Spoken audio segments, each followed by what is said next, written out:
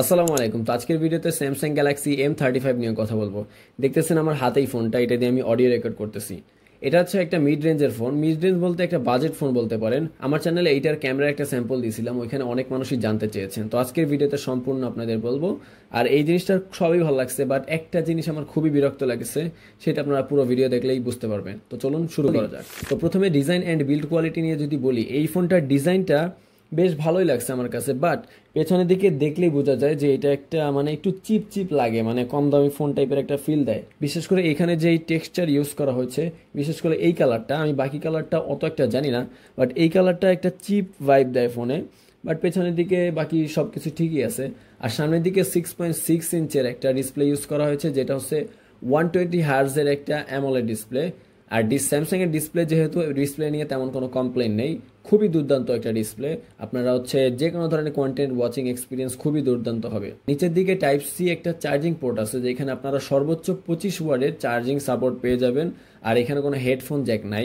সিম option আছে দুইটা, যেখানে আপনারা হয় দুইটা সিম ইউজ করতে পারবেন, আর আপনারা যদি একটা সিম ইউজ করেন তাহলে একটা এক্সটার্নাল মেমোরি কার্ড ইউজ করতে পারবেন, যেটা আমার মনে হয় খুবই ভালো একটা সিস্টেম রাখছে। কারণ আমাদের অনেক সময় ফোনের মেমোরিতে মানে ভরে যায় ফ্যামিলি মেমোরি, তখন আমাদের এক্সটার্নাল মেমোরি ইউজ করা লাগতে পারে। সেক্ষেত্রে এখানে আপনারা এক্সটার্নাল মেমোরি সাপোর্ট পেয়ে যাবেন। আর ফোনটার ওয়েট 220 গ্রাম। তো এখানে একটা কথা বলি, এটা হচ্ছে এই ফোনের সব থেকে বড় নেগেটিভ জিনিস যেটা আমার কাছে লাগছে। এই ফোনটা হাতে নিলে খুবই ওয়েট মনে হয়, মানে অনেক ভারী লাগে। আর এটার যে সাইজ, এটা হচ্ছে এক হাতে আপনারা কোনোভাবে ইউজ করতে পারবেন না। মানে এই ফোনটা ইউজ করতে আপনার একটু সমস্যা পোহাতে পারে। ইভেন আমার পকেটে যখন রাখি, মানে ট্রাউজার টাইপের কোনো প্যান্ট যদি পরি, সেখানে খুবই প্রবলেম হয় এই ফোনটা পকেটে রাখলে।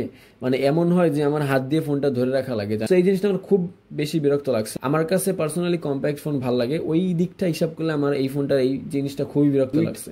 M35 এর পেছনের দিকে তিনটা ক্যামেরা ইউজ করা হচ্ছে। একটা হচ্ছে 50 মেগাপিক্সেলের মেইন ক্যামেরা, একটা হচ্ছে 8 মেগাপিক্সেলের আল্ট্রা ওয়াইড ক্যামেরা, যেটা হচ্ছে 0.5x আল্ট্রা ওয়াইড আপনারা রেকর্ড করতে পারবেন, যেটা খুবই ভালো।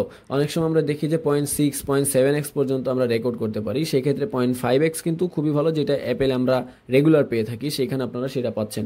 আর এটার কোয়ালিটি নিয়ে যদি বলি, এটার আল্ট্রা ওয়াইডের কোয়ালিটি যদি প্রপার লাইট থাকে, মানে একদম ধরেন বিকাল টাইপের বা সকাল টাইমে আপনারা যদি বের হন ভিডিও করতে, তাহলে আপনারা খুবই ভালো ভিডিও পাবেন, কারণ ওইখানে আপনারা প্রপার লাইট পাচ্ছেন। তবে যদি বিকালের পর বা সন্ধ্যার সময় বা রাতে যদি ভিডিও করতে চান, আপনারা এটার আল্ট্রা ওয়াইড দিয়ে তেমন ভালো ভিডিও রেকর্ড করতে পারবেন না। আর এটার ক্যামেরা নিয়ে অলরেডি একটা ভিডিও আমি চ্যানেলে আসে, এটা আপনারা এইটার আগের ভিডিওটা দেখলেই বুঝতে পারবেন। আর এটার যে 50 মেগাপিক্সেলের ক্যামেরা, এটা খুবই ভালো লাগছে আমার কাছে। এখানে একটা জিনিস কি, অ্যারাউন্ড 20,000 টাকায় আপনারা এই ফোনটা পাবেন, সেই ক্ষেত্রে আপনারা 4K-তে 30 FPS এর রেকর্ড করার অপশন পাচ্ছেন। স্টেবিলাইজেশন আছে মোটামুটি, আপনারা মোটামুটি ভালোই চালায় নিতে পারবেন। এইটার মেইন ক্যামেরা দিয়ে মোটামুটি ভালোই ছবি তুলতে পারবেন আপনারা।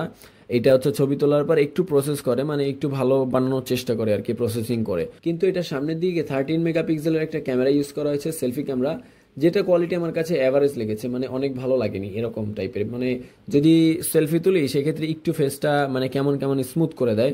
স্মুথনেসটা অফ করলে আমার মানে ওভারঅল ডাইনামিকনেস সব মিলে আমার কাছে তেমন একটা মানে ভালো লাগেনি। মানে মেইন ক্যামেরাটা খুবই ভালো, ওইটার সাথে তুলনা করলে এটার ফ্রন্ট ক্যামেরাটা অত একটা ভালো না।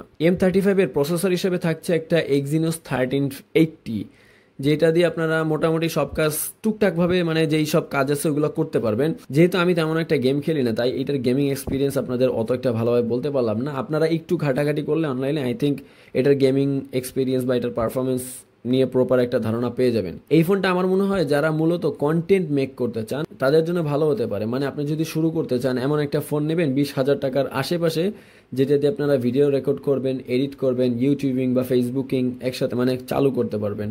তো আপনাদের জন্য এই ফোনটা মানে মোটামুটি ভালো হয়, যেহেতু এখানে একটা বড় ডিসপ্লে আছে, আপনারা ভিডিও এডিটিং করেও মজা পাবেন। সো এইটার বড় সাইজটা কিন্তু এখানে আবার কাজে লাগতেছে, মানে ভিডিও এডিটিং এর ক্ষেত্রে। আর এখানে 6000 mAh এর একটা ব্যাটারি ব্যবহার করা হয়েছে। আমি 2 দিন টানা 2 দিন এটা থেকে ব্যাকআপ পেয়েছি। আমি কেমন ইউজার আমি বলেন, আমি হচ্ছে মডারেট ইউজার বলতে পারেন, মোটামুটি মানে লেভেলের ইউজার, যে হচ্ছে ফেসবুক চালাই, ইউটিউব চালাই, আর ফটোগ্রাফি ভিডিওগ্রাফি এইগুলো নিয়েই মূলত ইয়ে করি। আমি গেমিং টেমিং করি না বললেই চলে। আর টুকটাক এডিটিং করি, মানে এখন আমার মূলত পিসিতে এডিট করা লাগে, তো আগে ফোন দিয়েই করতাম।